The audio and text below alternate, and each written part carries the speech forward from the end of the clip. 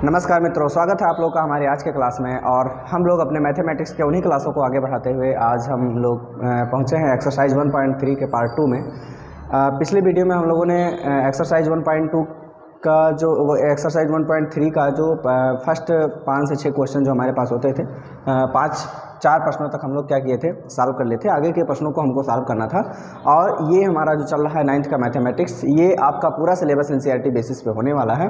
तो हमारे साथ जुड़े रहिए। और एनसीईआरटी में कहीं भी कोई भी इशू या कोई भी मेथड आपको पढ़ाया जाता है, उसमें कोई प्रकार की समस्या नहीं आएगी। ठीक है, तो हम लोग फिर से शुरू करते हैं अपना वही दौर। और हमारा जो पहला प्रश्न है वो है कि 1/17 के दशमलव प्रसार में अंकों के पुनरावृत्ति खंड में, अंकों का पुनरावृत्ति खंड का मतलब क्या हुआ? जैसे दशमलव प्रसार हम पीछे बता चुके हैं कि दशमलव प्रसार क्या है। ठीक, दशमलव प्रसार करने का मतलब ये है कि कोई भिन्न आपके पास है, मान लो 4/3 है, तो 3 से हम 4 में भाग करें और 3 1 बचेगा, दशमलव लगाएंगे 0, 3 तियाँ क्या होगा 9, फिर एक दशमलव लगा हुआ है 0, 3 तियाँ 9। मतलब अगर हम भाग करके उसका जो मान है उसको दशमलव में लाएँ तो 1.333 डॉट डॉट डॉट ऐसे ही आता रहेगा। ठीक है, तो ये क्या हो जाएगा, ये इस परिमेय संख्या का दशमलव प्रसार हो जाएगा। क्या हो जाएगा? दशमलव प्रसार हो जाएगा। ठीक है, तो पिछला वीडियो अगर आप देखें तो हमें दशमलव प्रसार आपको बताने की आवश्यकता नहीं है, आप बहुत बेहतर तरीके से दशमलव प्रसार जान रहे हैं। ठीक है, तो कह रहा है कि अगर हम दशमलव प्रसार करें तो दशमलव प्रसार करने के बाद, ठीक है, जैसे 2 प्रकार के दशमलव प्रसार होते हैं। एक होता है शांत। शांत का मतलब क्या होता है कि वो क्या हो कि जब हम दशमलव प्रसार करें तो वो जाके उसका शेषफल जो है कुछ समय बाद शून्य हो जाए। और अशांत दशमलव प्रसार का मतलब होता है कि उसका शेषफल शून्य ना हो और वो संख्या अपनी पुनरावृत्ति करते रहे, मतलब जो दशमलव का प्रसार हो अपनी पुनरावृत्ति में चलता रहे। ठीक है, तो हमको क्या करना है कि अधिकतम संख्या क्या हो सकती है, मतलब अगर ये पुनरावृत्ति करें तो कितनी संख्या बाद ये फिर से पुनरावृत्ति, मतलब फिर से वही संख्या आने लगेगी। अभी जब सवाल किया जाएगा तो बहुत अच्छे समझ में आएगा। अपने उत्तर की जाँच कीजिए। जांच के लिए विभाजन क्रिया कीजिए। विभाजन क्रिया करने का मतलब क्या है कि आपके पास 1/17 है, तो आप क्या करो, 17 से 1 में क्या करो, भाग करो। आप कहोगे 17 से 1 में भाग नहीं जाएगा, 17 से हम कहेंगे पॉइंट लगा दो। कहोगे पॉइंट लगा देंगे तो क्या होगा, हम कहेंगे 0 बढ़ा दो। ठीक है, 0 बढ़ जाएगा। क्या अभी भाग जाएगा? कहोगे अभी भी नहीं जाएगा। तो क्या करेंगे हम, 1 0 यहाँ नोट करेंगे, 1 0 यहाँ नोट करेंगे। अब तो भाग जा सकता है, हो सकता है। ठीक है, तो अगर हम 5 बार ले जाएंगे तो क्या होगा, 85, 17 5 से क्या होगा 85। अगर हम माइनस करेंगे तो ये हो जाएगा 5 और यहाँ माइनस करेंगे तो ये हो जाएगा 1। मतलब 100 में से 85 माइनस अगर हम कर देंगे तो क्या बच जाएगा हमारे पास, 15 बच जाएगा। ठीक है, अब ये 15 बचा हुआ है। हम दशमलव अगर एक बार उतार चुके हैं, मतलब दशमलव बढ़ा चुके हैं, तो यहाँ 1 0 मुफ्त में हम उतार सकते हैं, कोई समस्या नहीं है। ठीक, तो 1 0 अगर हम यहाँ उतार लेते हैं तो ये हो जाएगा 17 8 जा 136। अगर 9 टाइम्स ले जाएंगे, 9 बार ले जाएंगे तो 153 हो जाएगा, ज़्यादा हो जाएगा। अब अगर हम माइनस करें तो ये हो जाएगा यहाँ 4 और यहाँ बचेगा 1। दशमलव लगा हुआ है, 0 हम बढ़ा सकते हैं। फिर वही काम, अगर हम माइनस करेंगे तो क्या बचेगा आपके पास, 4 बचेगा और यहाँ कुछ नहीं बचने वाला। अब दशमलव लगा दिए हैं तो हम यहाँ 0 कर सकते हैं। अब यहाँ 0 कर सकते हैं तो 17 2 जा क्या होगा 36। यहाँ बचेगा क्या, यहाँ बच जाएगा आपके पास, फिर से वही बनने वाला है 17 2 जा 34 और बचने वाला है आपके पास 6। क्या बचने वाला है, 6 बचने वाला हो। तो पॉइंट आप लगा दिए हैं तो कहोगे हम 0 बढ़ा सकते हैं। ठीक है, बढ़ा लीजिए। अब फिर से 17 3 जा क्या होगा 51। क्या बचेगा 9 बचेगा। दशमलव लगा लियो, फिर 0 करो, फिर से अगर भाग दोगे तो ये हो जाएगा 17 5 जा 85। क्या बचेगा आपके पास, 5 बचेगा। कहोगे और डिवाइड किया जाए, कीजिए। आपके पास क्या हो गया, 0 आपने अगर नोट के लिए कर लिया तो आपके पास क्या हो गया 50 हो गया। अब फिर से अगर डिवाइड करोगे तो क्या हो जाएगा 17 2 जा 34। क्या बचेगा, 6 बचेगा, 1 बचेगा। ठीक, फिर 0 उतार सकते हैं। मतलब जब तक संख्याएं रिपीट होना स्टार्ट नहीं हो जाती हैं तब तक हम क्या करेंगे, इसको 0 बढ़ाकर और आगे हम डिवाइड करते जाएंगे। ठीक है, अब 17 9 जा 153 हो जाएगा। आपके पास क्या बचने वाला है, 7 बचने वाला है। दशमलव लगा हुआ है, 0 आप कर सकते हैं। ठीक, 17 4 जा 68। क्या बचा आपके पास, 2 बचा। अभी भी दशमलव है, 0 बढ़ा सकते हैं, हाँ 0 बढ़ा सकते हैं। फिर 17 1 जा क्या होगा 17, क्या होगा 3 बच जाएगा। पॉइंट लगा हुआ है, 0 कर दो। पॉइंट लगा हुआ, फिर क्या कर सकते हो, 0 कर सकते हो। फिर कहोगे 17 1 जा क्या हो जाएगा 17 हो जाएगा। यहाँ क्या बचा 3 और यहाँ क्या बचा 13। 13 बचा है, अभी भी यहाँ 0 नोट कर सकते हैं, अभी भी क्या होगा यहाँ 0 नोट कर सकते हैं। अब अगर हम डिवाइड करेंगे तो 17 से 1 क्या होगा 119, और अब की बार रिमाइंडर आपको बचने वाला है 11। रिमाइंडर क्या बचने वाला है आपके पास 11। तो क्या है कि अगर हम और भी आगे इसको डिवाइड करते हुए जाते हैं, और भी आगे अगर हम डिवाइड करते हुए जाते हैं तो अभी भी यहाँ 0 उतर सकता है। चलो यहाँ नोट कर लेते हैं, ठीक, अभी भी यहाँ क्या 0 नोट हो सकता है। अगर हम डिवाइड करेंगे तो आपके पास क्या है 110 है, और अगर हम टेबल ले जाएँ तो क्या हो जाएगा 17 6 102, 17 छक्का 102, माइनस करेंगे क्या होगा 8 हो जाएगा। अभी भी दशमलव लगा हुआ है 0। आप कहोगे कहाँ तक, जहाँ तक संख्या फिर से रिपीट होना स्टार्ट नहीं हो जाती है तब तक हम क्या करेंगे, संख्याओं का विभाजन करेंगे, ठीक। अब आपके पास 4 बार ले जाएंगे, क्या होगा 68। 10 में से 8 अगर हम माइनस करेंगे तो आपके पास हो जाएगा 2, यहाँ का क्या बचने वाला 1। अब आपके पास क्या हुआ 12। अगर दशमलव बढ़ा हुआ है 0 करेंगे तो 17 से 1 क्या होगा 119, क्या होगा 119। वही खेल फिर स्टार्ट होने वाला आपका। यहाँ 1 था और यहाँ भी क्या हो गया 1 हो गया। मतलब क्या है कि 1 यहाँ था, 1 यहाँ भी आ गया, मतलब अभी भी क्या करोगे, दशमलव बढ़ा हुआ है तो 1 0 कर सकते हो, फिर 0 बढ़ाओगे तब 0 आएगा, 100 आ जाएगा, फिर वही। मतलब अब आगे अगर हम डिवाइड करने वाले हैं तो यही संख्या अब रिपीट होने वाली है।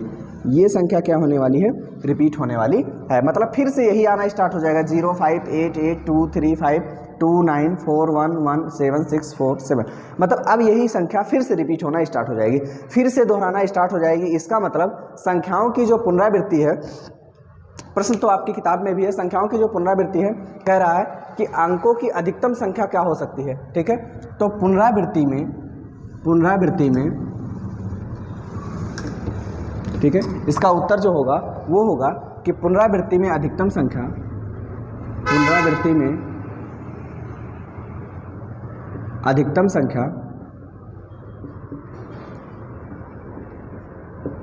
अधिकतम अंकों की संख्या क्या हो सकती है, अधिकतम अंकों की संख्या। देखो कितने अंक बाद ये फिर से पुनरावृत्ति करेगा, 1 2 3 4 5 6 7 8 9 10 11 12 13 14 15 16।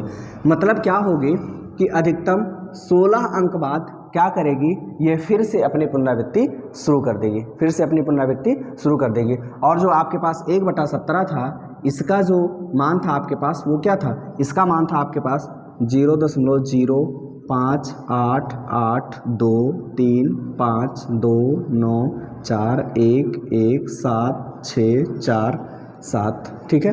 अब अगर फिर से करेंगे तो इसी की पुनरावृत्ति हो जाएगी, मतलब यही संख्या फिर से आएगी, फिर से आना स्टार्ट हो जाएगी 0 5 8 8 2 3 3, मतलब यही संख्या फिर से रिपीट होना स्टार्ट हो जाएगी। इसका मतलब क्या है कि जो इसका दशमलव प्रसार है उसमें पुनरावृत्ति की अधिकतम संख्या कितनी है, 16। मतलब 16 अंकों के बाद 16 अंकों के बाद फिर से क्या हो जाएगी, अपने पुनरावृत्ति को रिपीट करना स्टार्ट कर देती। इसलिए हमारे प्रश्न का उत्तर यही हो जाएगा, ठीक है। तो ये रहा आपके 5वें प्रश्न का उत्तर। आपका 6वां जो प्रश्न है, 6वां प्रश्न आपका कुछ देखिए क्या कह रहा है।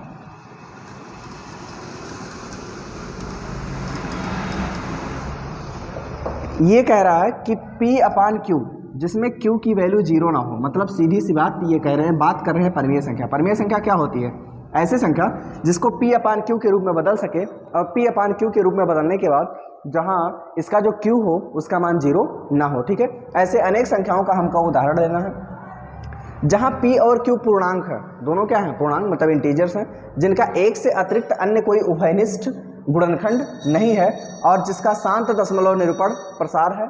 क्या आप अनुमान लगा सकते हैं कि Q का कौन सा गुण होना आवश्यक है। मतलब क्या है कि अगर हम P/Q मतलब कुछ ऐसी संख्याएं ले लें, ऐसे परिमेय संख्याएं ले लें जिसका दशमलव प्रसार क्या हो, शांत दशमलव प्रसार हो, ठीक है। पहले हम संख्या ले लेते हैं, जैसे मान लीजिए कि हमने ले लिया 18 में, मान लीजिए कि मैंने ले लिया 5/8। अगला ले लिया, मान लीजिए हमने ले लिया 16/125, ठीक।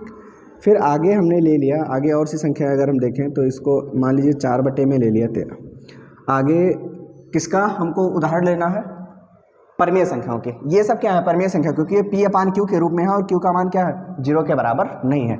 और भी ऐसी संख्याएं अगर हम लें तो हमारे पास हो जाएगा 1/, मान लीजिए 8 हमने ले लिया, या मान लीजिए कि हमने ले लिया 3/, ले लिया हमने 50, ठीक। मतलब मान लीजिए कि ये संख्याएं हमने एग्जाम्पल के तौर पे ले लिया, पहला, दूसरा, तीसरा, चौथा, पांचवा, ये हमने एग्जाम्पल के रूप में, और ये सब के सब परिमेय संख्याएं हैं।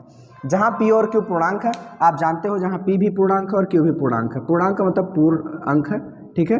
और उसके बाद फिर क्या है कि जिसका शांत दशमलव निरूपण है, मतलब इसका निरूपण कैसा है, शांत है। तो शांत है या अशांत हम लोग चेक करेंगे, शांत है या अशांत क्या करेंगे हम लोग चेक करेंगे। तो क्या होगा कि जैसे मान लीजिए कि अगर मान लीजिए कि इसकी बात करेंगे तो हमने कहा था आप लोगों से कि शांत कब होगा, जब इसके हर के गुणनखंड में, मतलब जो q आपके पास है इसके गुणनखंड में या तो 2 हो या तो 5 हो या तो 2 और 5 दोनों हो, इसके अतिरिक्त और कुछ भी इसके गुणनखंड में आ जाता है तो ये शांत नहीं होगा। अगर इस वाली संख्या का ले तो ऐसी क्वालिटी हमारे पास नहीं है, मतलब इसका जो दशमलव प्रसार होने वाला है हमारे पास क्या होने वाला है, अशांत होने वाला है, ठीक। तो क्या है कि किया हमने, ठीक है, शांत दशमलव निरूपण किया, ठीक है। अब उसके बाद फिर कह रहा है कि क्या आप अनुमान लगा सकते हैं कि q का कौन सा गुण होना आवश्यक है। अगर हम इन सभी संख्याओं की बात करें, पहले अगर बात करें 5/8 की, किसकी बात करें 5/8 की, तो 8 से अगर आप 5 में भाग करेंगे, 8 से अगर आप 5 में भाग कर दो, 8 से अगर आप 5 में भाग कर दोगे तो भाग जाएगा नहीं, दशमलव लगाओगे 0। 8 से क्या होगा 48, 2 बचा, दशमलव लगा हुआ है 0, 8 दूना क्या हो जाएगा 16, 4 दशमलव लगा हुआ है 0, 8 पंचे क्या हो जाएगा 40। एक समय आने के बाद आपके पास जो शेषफल है वो शून्य हो चुका है, शेषफल शून्य हो चुका है। इसका मतलब क्या है कि इसका जो दशमलव प्रसार होगा 0.625 होगा, और जो कि क्या होगा, शांत होगा, जो कि क्या होगा, शांत होगा। आगे 16 बटे में 125 का ले लें, अगर हम 16 बटे में 125, मतलब जो बटे में है 125 भाग करेगा किसमें, 16 में 125 भाग करेगा किसमें, हमेशा हर भाग करता है ना अंश में, जो q है यही डिवाइड करेगा p में, ठीक। तो क्या भाग जाएगा, नहीं जाएगा। तो कहोगे कि दशमलव लगा लेंगे, हम कहें हाँ दशमलव लगा लीजिए। क्या अभी भी भाग जाएगा, नहीं जाएगा, हाँ बिल्कुल, क्योंकि ये 125 और ये कितना है 160, एक बार में 125। अगर हम माइनस करेंगे तो 10 में से 5 माइनस करेंगे आपके पास 5 हो जाएगा, और यहाँ 5 में से 2 माइनस करेंगे 3 हुआ, दशमलव लगा हुआ है यहाँ 0 कर सकते हैं, ठीक। अगर हम 3 बार में ले जाएं, ठीक है, तो 3 बार में नहीं हो 2 बार में होगा। 125 दूना क्या होगा 250, यहाँ 0 0, यहाँ क्या बचा 1, 100 आ गया। दशमलव बढ़ा हुआ है मतलब आप 0 कर सकते हो, यहाँ 0 कर दिया। अब अगर हम 8 बार ले जाएंगे तो ये हो जाएगा 1000। 125 अट्ठे क्या होता है 1000, 125 का 8 में गुणा करेंगे तो क्या मिल जाएगा 1000। मतलब क्या है कि एक समय आने के बाद इसका जो शेषफल है वो शून्य हो जाएगा, मतलब ये पूर्ण रूप से संख्या विभाजित हो जाएगी, और आपको जो दशमलव प्रसार मिलने वाला है 0.128, और ये कैसा होगा, शांत, क्योंकि रिमाइंडर 0 आ गया है, इसलिए कैसा होगा, ये शांत हो जाएगा। आगे अगर हम बात करें 1/8 की, 1/8 की, तो 1/8 का मतलब हम क्या करेंगे, 8 से 1 में भाग करेंगे, भाग जाएगा नहीं जाएगा, 0 बढ़ा लेंगे, दशमलव लगा के हो गया, 8 ही कम 8 हो गया, 2 बचा, दशमलव लगा हुआ 0, 8 दूना क्या हो जाएगा आपके पास 16, 4 बचा, दशमलव लगा हुआ है 0, 8 पंचे क्या हो जाएगा 40। आपके पास दशमलव प्रसार क्या मिला, दशमलव प्रसार आपका मिल गया 0.125। आगे संख्या आपके पास 3 बटे में क्या है 50। 3 बटे में 50 का मतलब क्या है कि हम 50 से भाग करेंगे 3 में, क्या भाग जाएगा, नहीं जाएगा। आप कहोगे दशमलव लगा देंगे, हम कहें ठीक है दशमलव लगा दीजिए। दशमलव लगाएंगे तो 1 0 बढ़ जाएगा, क्या अभी भी भाग जाएगा, आप कहोगे अभी भी भाग नहीं जाएगा। अगर अभी भी भाग नहीं जाएगा तो हम कहेंगे कि दशमलव लगाने के बाद 1 ही 0 आप बढ़ा सकते हो। अगर 2 0 को एक साथ बढ़ाना है तो आपको यहाँ 1 0 और बढ़ाना पड़ेगा, कहाँ, आपके भागफल में। अब ये हो जाएगा 50 छक्का क्या होगा 300। इसका दशमलव प्रसार क्या हो गया, आगे तो नहीं बढ़ने वाला है ना, आ गया 0.06, और ये दोनों का भी दशमलव प्रसार कैसा होने वाला है, शांत। मतलब हमने ये 4 परमीय संख्याएं ली, और हमको ऐसी परमीय संख्याएं लेनी थी कि जिसका दशमलव प्रसार क्या हो, शांत हो, जिसका दशमलव प्रसार क्या हो, शांत हो, ऐसी संख्या हमने ले ली। अब इनका कहने का मतलब ये है कि Q जो है यहाँ पर है, यहाँ पर Q कौन है 8 है, यहाँ पर Q कौन है 1 to 5 है, यहाँ Q कौन है 8 है, यहाँ Q कौन है 50 है, Q क्या है 50 है। तो हमको क्या चेक करना है, ये बताना है कि ये जो आपके पास Q है, इस Q के पास कौन सी ऐसी क्वालिटी होनी चाहिए, इस Q के पास कौन सी ऐसी क्वालिटी होनी चाहिए जिस क्वालिटी के वजह से ये जो दशमलव प्रसार है शांत हो जाए। क्या हो जाए, दशमलव प्रसार शांत हो जाए, ठीक। चलो इसको मिटा देते हैं प्रश्न। तो अब जैसे मान लीजिए कि हमने 4 भिन्ने ली थी, 4 फ्रैक्शंस लिए थे। एक था 5 बटे में 8, और दूसरा आपके पास था 16 बटे में 125, तीसरा आपके पास था 1/8 और चौथा आपके पास था 3/50। अगर हम देखें, ठीक है, और ये भी ध्यान देना था कि इन दोनों के बीच जो उभयनिष्ठ गुणनखंड हो वो 1 हो, मतलब दोनों का HCF मतलब हाईएस्ट कॉमन फैक्टर या मासापा अगर हम कहें तो दोनों के बीच में क्या हो, 1 हो, मतलब ये दोनों किसी एक ही संख्या से विभाजित ना हो रही हो, इनका कोई कॉमन फैक्टर ना हो। अब क्या है कि हम क्या करें, 8 में 5 है, 8 का अगर हम गुणनखंड करेंगे तो 2 गुणे 2 गुणे 2 हो गया। यहाँ 16/125 से 125 का गुणनखंड करेंगे तो 5 गुणे 5 गुणे में 5 हो गया। 1/8 है तो यहाँ हो जाएगा 8 का गुणनखंड करेंगे 2 गुणे 2 गुणे 2 है। यहाँ 3/50 का गुणनखंड करेंगे तो ये हो जाएगा 2 पंचे 10, 10 पच्चे में 50। हम देख रहे हैं कि जो Q है, यहाँ पर Q क्या है, ये है, यहाँ पर Q क्या है, ये है, यहाँ पर Q क्या है, ये है, यहाँ पर Q क्या है, ये है।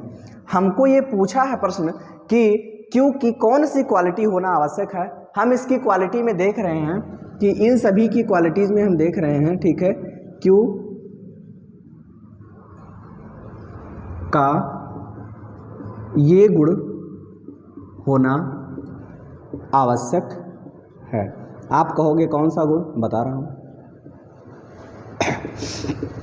कौन सा गुण होना आवश्यक है। देखिए, इतने गुणनखंड आपने किया, इस गुणनखंड में या तो 2 है, या तो 5 है, या तो 2 है, या तो 2 और 5 दोनों है, इसके अलावा और कोई है नहीं है, ठीक है। मतलब क्या है कि Q का अगर गुणनखंड हो, ठीक है, Q का अगर गुणनखंड किया जाए तो इसके गुणनखंड में या तो 2 हो, या तो 5 हो, या तो 2 और 5 दोनों हो, ठीक है। क्या होना चाहिए, Q के अभाज्य गुणनखंड में, अभाज्य गुणनखंड में, Q के अभाज्य गुणनखंड में या तो 2 हो, या तो 2 हो, या 5 हो, या 2 और 5 दोनों हो। मतलब क्या है कि अगर हम गुणनखंड करें Q का, अगर हर का हम गुणनखंड करें और गुणनखंड करने के बाद हमको गुणनखंड में या तो 2 मिले, या तो 5 मिले, या तो 2, या तो 2 और 5 दोनों मिल जाए, तो क्या हो जाएगा, इस प्रकार का जो आपके पास भिन्न होगा या परमीय संख्या हो जाएगी, उसका दशमलव प्रसार कैसा होगा, शांत हो जाएगा। उसका दशमलव प्रसार कैसा हो जाएगा, शांत। अन्यथा कोई भी संख्या अगर आ जा सकती है, इसके बीच में अगर 3 आ जाए, यहाँ मान लीजिए 7 आ जाए, कुछ भी और संख्या आ जाती है और वो विभाजित अगर नहीं हो रही है, तो क्या होगा कि उनका दशमलव प्रसार अशांत हो जाएगा। मतलब क्वालिटी ये होनी आवश्यक है कि इसके गुणनखंड में या तो 2 हो, या तो 5 हो, या तो 2 और 5 दोनों हो। इसके अतिरिक्त अगर कुछ आ जाता है तो उसका दशमलव प्रसार शांत के बजाय क्या हो जाएगा, अशांत हो जाएगा, ठीक। अब अगले प्रश्न की अगर हम बात करें तो हमारा अगला प्रश्न कुछ दिया गया है, ऐसे 3 परमीय संख्याएं, ऐसी 3 संख्याएं लिखिए कि जिनका दशमलव प्रसार अनवसानी अनावर्ती है, ठीक है। 3 संख्याएं हमको ऐसा लिखना है कि जिनका क्या हो, दशमलव प्रसार क्या हो, दशमलव प्रसार क्या हो कि आपके पास अनवसानी आवर्ती का मतलब क्या है कि आवर्त में आ जाए। जैसे मान लो कि आपने अभी 1/17 का उदाहरण लिया था कि नहीं लिया था, लिया था। आपने 1/17 का उदाहरण लिया था, तो क्या उसका दशमलव प्रसार कभी शांत होने वाला था, नहीं। तो हमको अशांत दशमलव प्रसार वाली संख्याओं को लिखना है, मतलब ऐसी संख्याएं जिनका दशमलव प्रसार क्या हो, अशांत हो, जिनका दशमलव प्रसार क्या है, अशांत हो। अब जैसे मान लीजिए कि आपने ले लिया कोई संख्या, जैसे मान लीजिए कि आप उदाहरण के तौर पे ले लीजिए 1/7। अगर 7 से यहाँ देखिए इसके ये क्या है, ये P है, ये Q है, मतलब P/Q के रूप में है, ये परमीय संख्या है, ये क्या है, परमीय संख्या है। लेकिन इसके बीच में ये क्या है, परमीय संख्या तो है, लेकिन इसका जो हर है, यहाँ जो 7 है वो क्या है, वो जो है ना तो 2 है इसके गुणनखंड में, ना तो 5 है, ना तो 2 और 5 दोनों है, इसके अतिरिक्त 7 है। इसका मतलब ये हो जाएगा अशांत अनवसानी आवर्ती हो जाएगी, ठीक। ऐसे और भी एग्जाम्पल लेने हैं आपको, कोई भी एग्जाम्पल लीजिए, मतलब उसके गुणनखंड में जैसे मान लीजिए कि आप ले लीजिए 5 में आपने ले लिया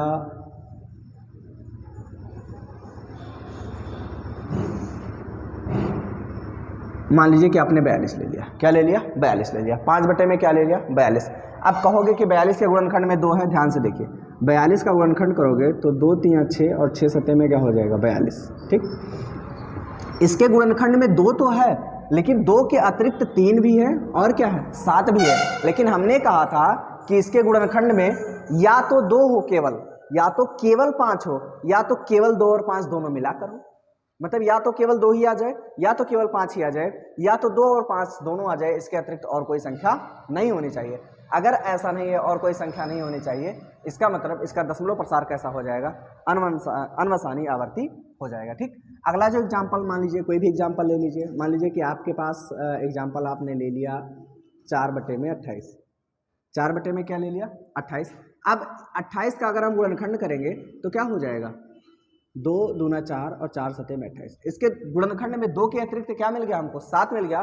2 के अतिरिक्त 7 मिल जाने की वजह से क्या हो जाएगा कि आसानता अनावसानी आवर्ती हो जाएगी। तो ऐसे 3 नहीं, ऐसे आप तीसरे एग्जाम्पल लें। मान लीजिए कि आपने ले लिया 5/13, आपने ले लिया 1/18, आपने ले लिया 2 में मान लीजिए कि ले लिया 33, आपने ले लिया 11 में ले लिया 46। ठीक है, तो इसके हर के गुणनखंड में मतलब ऐसी बहुत सी अनंत संख्या आप ले सकते हो कि जिनका दशमलव प्रसार क्या हो अनवसानी आवर्ती, ठीक, अनावर्ती।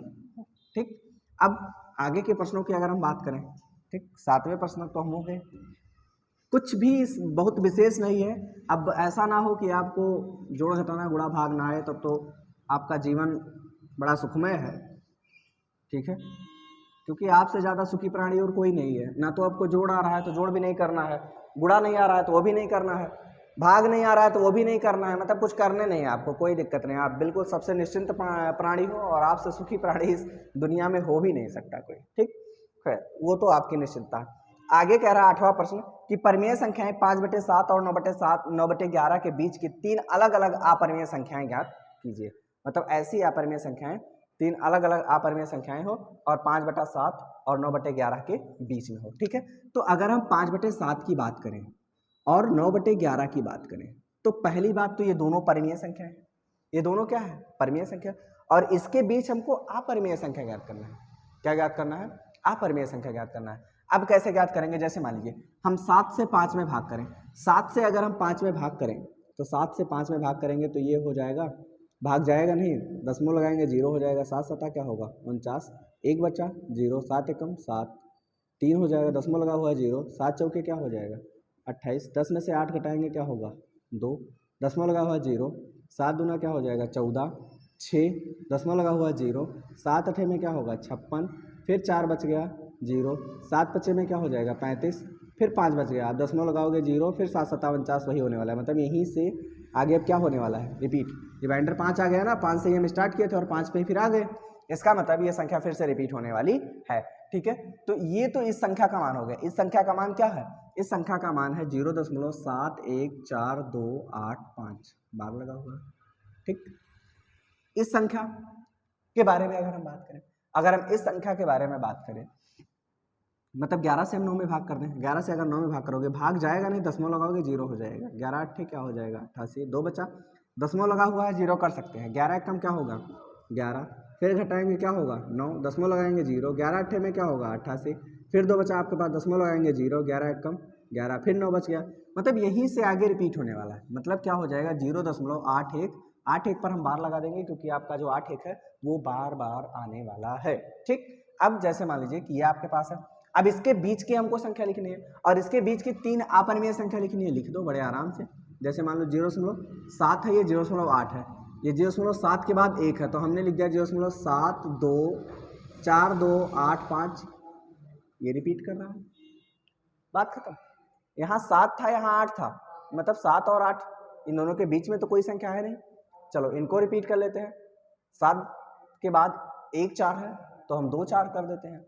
अब उसके बाद में मान लीजिए कि 0.07 है, 2 4 कर दिया था हमने, 3 4 कर दिया, 3 4 कर दिया, या 2 पहले से था या 1 पहले से था, इसको ऐसे ही रहने देते हैं, 4 को क्या कर दें 5 कर दें, 2 8 5 हो गया। समझ में आया कि नहीं है? मतलब ऐसी बहुत सी संख्याएं ले सकते हैं, 0.07 और उसके बाद फिर आगे, मतलब इसमें से कोई भी संख्या को, इसमें से कोई सी संख्या को क्या करो इंटरचेंज कर दो, या फिर ऐसा लिख दो 0.8 और उसके बाद फिर 0 1 2 5 ... डॉट डॉट डॉट ऐसी संख्याएं, मतलब या फिर इस पर बार लगा दो या तो आगे डॉट डॉट डॉट कर दो। समझ में आया कि नहीं है? तो ऐसी अनंत, आपने 3 कहा था लेकिन इसमें क्या कहा, अनंत अपरिमेय संख्याएं हो सकती हैं। हो सकती है कि नहीं? ये 81 और ये 80 है, मतलब 81 और 71 के बीच में ही तो है। ये क्या है, 72 है। मतलब अगर हम ले 724, यहाँ अगर ले लें तो 715 और यहाँ आपके पास है 801, तो इसके बीच में है, तो ये क्या है, ये 714 है और ये क्या है 810 है। ठीक, ये क्या है 810 या 811 818, मतलब ऐसा है। तो इसके बीच में ही तो है। आपके पास क्या है, पहला 724 इसी के बीच में आ जाता है, 724 भी। अगला आ जाता है आपके पास 715, ये भी इसी के बीच में आ जाता है। और उसके बाद ले ले 801, तो ये भी इसी के बीच में आ जाता है। ठीक है, तो हमको इसी के बीच की 3 अपरिमेय संख्याएं लिखनी थी, आपने अपरिमेय संख्याएं लिख दी है। ठीक है, तो ऐसी 1 नहीं, 2 नहीं, 3 नहीं, आप अनंत अपरिमेय संख्याएं ज्ञात कर सकते हैं किन्हीं 2 परिमेय संख्याओं के बीच में। तो आपको ये क्लियर हो गया होगा कि किन्हीं 2 परिमेय संख्याओं के बीच में। और एक चीज ध्यान रखिए कि इसका आंसर अलग अलग भी आ सकता है, क्योंकि किन्हीं 2 परिमेय संख्याओं के बीच में, चाहे आप अपरिमेय संख्याओं की बात करो चाहे परिमेय संख्याओं की बात करो, अनंत होते हैं। ठीक है, तो ये अगर अनंत होते हैं, इसका मतलब क्या है कि कोई सा भी हो सकता है। अनंत का मतलब जिसका कोई अंत ही नहीं, बहुत सारे हो सकते हैं। 9वां प्रश्न, 9वां और एकमात्र प्रश्न जो आपके इस एक्सरसाइज का है, वो पूछा है, कुछ संख्याएं दे दिया है और इन संख्याओं में पूछा है कि ये कौन सी संख्याएं क्या हैं, परिमेय संख्या है, और कौन सी संख्याएं क्या है, अपरिमेय है। कौन सी संख्याएं क्या है, अपरिमेय। पहला आपके पास है √23। अब एक बात बताओ, क्या 23 का वर्गमूल निकाला जा सकता है? नहीं निकाला जा सकता है। दूसरी संख्या आपके पास है √225। आप जानते हो 225 15 का वर्ग है और इसका वर्गमूल लेंगे तो क्या आ जाएगा, 15 आ जाएगा। ठीक, आपके पास तीसरा क्या है 0.3796, मतलब 7.7। चौथा जो आपके पास है वो है 7.47848 डॉट डॉट डॉट, आगे ही रिपीट होने वाला है। पांचवा जो आपके पास है 1.101010001000100001 डॉट डॉट डॉट, मतलब यही आगे बढ़ने वाला है। ठीक, हमको इसमें बताना है कि कौन सी संख्या, पहली बात तो देखिए शांत और अशांत कौन सा है। इसका अगर हम मान निकालेंगे तो ये अशांत हो जाएगा, क्योंकि 23 किसी भी संख्या का वर्ग नहीं है, तो वर्गमूल भी इसका नहीं निकलेगा। ठीक, 15 शांत है, ये क्या है, शांत है। अगर हम दशमलव निरूपण करें तो क्या है, ये सब शांत है। अगर इसकी बात करें तो ये डॉट डॉट डॉट मतलब क्या है, अशांत है। क्या है, अशांत है। इसकी बात करें तो ये भी क्या है, अशांत है, मतलब पता ही नहीं कहाँ तक जाए, डॉट डॉट डॉट पता ही नहीं है। तो जितनी संख्याएं अशांत होती हैं, जितनी संख्याओं का दशमलव प्रसार अशांत होता है, वो क्या होती हैं, अपरिमेय संख्याएं, अपरिमेय संख्याएं होती हैं। और बाकी जिसका दशमलव प्रसार शांत हो जाता है, ये बस वाले चिनार पार्क में तो इतना बस आता है, बाट लगा के रखें, ये शांत दशमलव प्रसार जिसका इसका है, वो क्या हो जाएगी, परिमेय संख्या हो जाएगी। मतलब इसमें से जो आपके पास दूसरा और तीसरा एग्जाम्पल है, वो किसका है, परिमेय संख्या का है। बाकी इन सभी का क्या हो जाएगी, ये तीनों जो बाकी जो बचते हैं वो क्या हो जाएगी, अपरिमेय संख्या हो जाएगी। आपके पास ये जो 2 नंबर हैं, 2 संख्याएं आपके पास, ये हो जाएंगे रेशनल नंबर्स, रेशनल नंबर्स। और आपके पास ये 2 हैं, ये क्या हो जाएंगे, इरेशनल नंबर्स।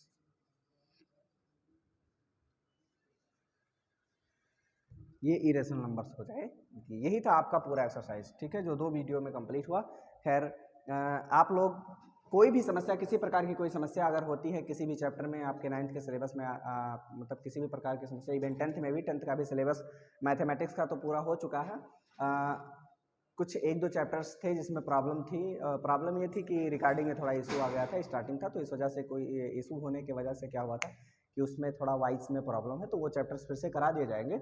और एक चैप्टर और बचा इसमें, प्रोबेबिलिटी बचा है, प्रायिकता, तो वो भी हो जाएगा मैथमेटिक्स का। उसके बाद साइंस की भी क्लासेस चलती रहती हैं, तो मैं उम्मीद करूंगा कि आप लोग देखेंगे। और किसी प्रकार की कोई समस्या है, कोई टॉपिक नहीं समझ में आता है, तो आप कमेंट में डाल सकते हैं कि सर या भैया हमको ये समझ में नहीं आया, ये कृपया करके हमको दोबारा बता दीजिए, तो नेक्स्ट क्लास में उसको क्या किया जाएगा, दोबारा बता दिया जाएगा। हालांकि मैं इतना प्रयास करता हूं कि आपका कोई भी टॉपिक, कोई भी आपके पास जो हेडिंग बचे, ऐसा ना बचे कि आपके लिए समस्या खड़ी करे। ठीक, खैर, तब तक के लिए आप लोग हंसते मुस्कुराते रहिए, अपने और अपनों का ख्याल रखिए। धन्यवाद।